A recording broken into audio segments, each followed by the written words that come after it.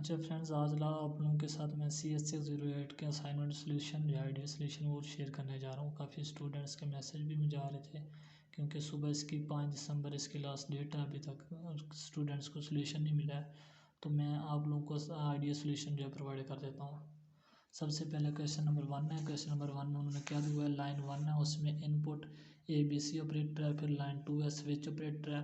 उसके बाद लाइन 3 में केस दिया हुआ है, लाइन 4 भी केस है, लाइन 5 केस है और लाइन 6 में डिफ़ॉल्ट स्टेटमेंट है।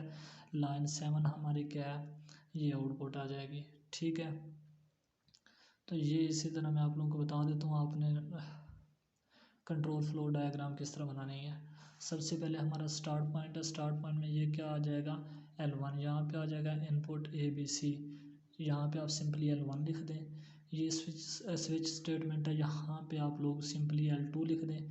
उसके बाद ये हमारी है L3। ठीक है, L3 में कौन सा केस, अगर L3 हमारा ये पॉजिटिव है, पॉजिटिव आता है तो उसके बाद ये स्टेटमेंट इसकी एग्जीक्यूट होगी। ठीक है, तो ये आ जाएगा C=A+B। इसके अंदर ये प्रोसेस का सिंबल होता है और ये डिसीजन का सिंबल होता है, जैसा कि आप लोगों को पता भी है। तो ये C=A+B आ जाएगा और उसके बाद क्या हो जाएगा, ब्रेक होकर एंड पे चला जाएगा। इसी तरह ये हमारा आ जाएगा L4, यहाँ पे आ जाएगा L5। ठीक है, ये L5 आ जाएगा, ये L6 हो जाएगा और ये हमारा ब्रेक होकर क्या हो जाएगा L7। ये हमारा एंड पॉइंट है। L7 जो है हमारी आउटपुट है। तो यहाँ पे आप एंड लिख दें, एंड लिखने की ज़रूरत नहीं है, यहाँ पे आप लोग L7 कर दें।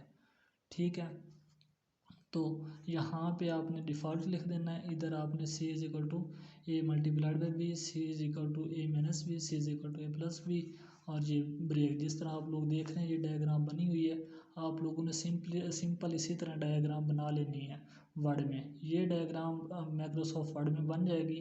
मेरे पास अभी टाइम बहुत शॉर्ट था, इस वजह से डायग्राम बनाने में थोड़ा टाइम लगता है, तो मैंने सोचा मैं रजिस्टर पे ड्रा करके जल्दी से आप लोगों को सोल्यूशन प्रोवाइड कर दूँ। ये तो हमारी बन गई कंट्रोल फ्लो ग्राफ। ठीक है, तो हमने ग्राफ बना लिया। दूसरा क्वेश्चन है, हमने इसका जो कंप्लीट पाथ हम लोगों ने इसका फाइंड आउट करना है। ठीक है, तो मैं इसके कंप्लीट पाथ फाइंड आउट करने के 3 तरीके हैं। मैं आप लोगों को पहला तरीका सबसे पहले बताता हूँ। सबसे पहला तरीका है इंडिपेंडेंट पाथ्स फाइंड आउट करने का, एजेस माइनस नोड्स प्लस 2।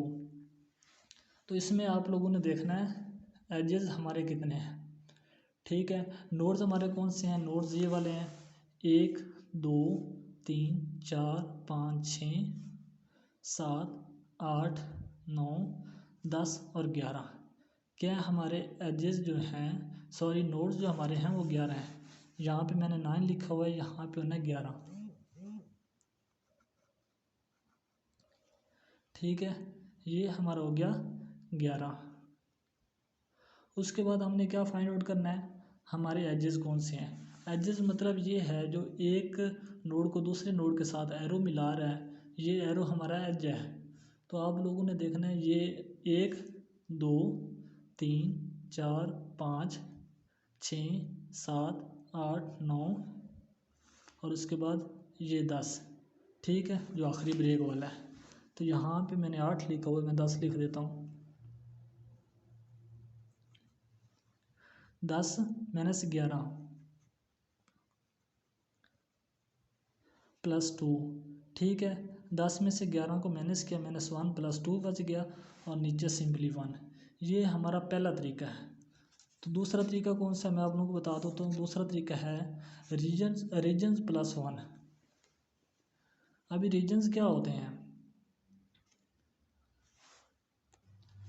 अच्छा रीजन सिंपली ये होते हैं जो एक लूप बन होता है। फॉर एग्जांपल ये तीर यहाँ से यहाँ पे आ रहा है, तो ये इधर ही बैक इस पे जाए, या ये यहाँ से इस पे आया, इस पे इस पर आया और यहाँ से ये बैक इस पर आ जाए, मतलब एक किस्म का लूप बन रहा हो, तो वो हमारा क्या होता है, हमारे रीजन होते हैं। यहाँ पे देखें कोई भी ऐसा हमारा रीजन नहीं है, लिहाजा क्या हो गया, हमारा जो रीजन है वो 0 है, कोई रीजन नहीं है। 0 + 1 तो ये भी हमारा 1 आ गया। तो जो तीसरा हमारा पाथ है फाइंड आउट करने का, तीसरा तरीका वो है डिसीजन प्लस 1। अभी तो डिसीजन का तो आप लोगों को पता ही है। डिसीजन स्टेटमेंट कौन सी होती है? डिसीजन स्टेटमेंट वो होती है जिसमें वो ये फाइंड आउट कर रहा होता है क्या ये फॉल्स है या ट्रू है। मतलब एक ट्रू की तरफ जाए स्टेटमेंट तो वो सिंपली आ जाता है इफ़ और एल्स में।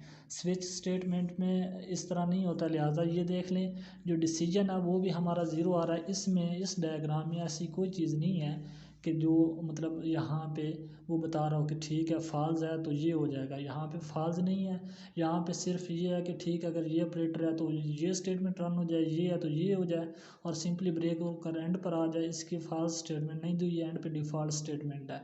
ठीक है, तो ये हमारा ज़ीरो है, लिहाजा ये क्या आ जाएगा? डिसीजन 0+1 ये 1। तो ये 3 तरीके मैंने बताए हैं। तो आप लोगों को दूसरा और तीसरा तरीका करने की ज़रूरत नहीं है क्योंकि इसमें रीजन्स और डिसीजन ऑलरेडी ज़ीरोज़ हैं। तो आप ये पहला तरीका जो है मैंने बताया आप ये कर लें 10-11+2।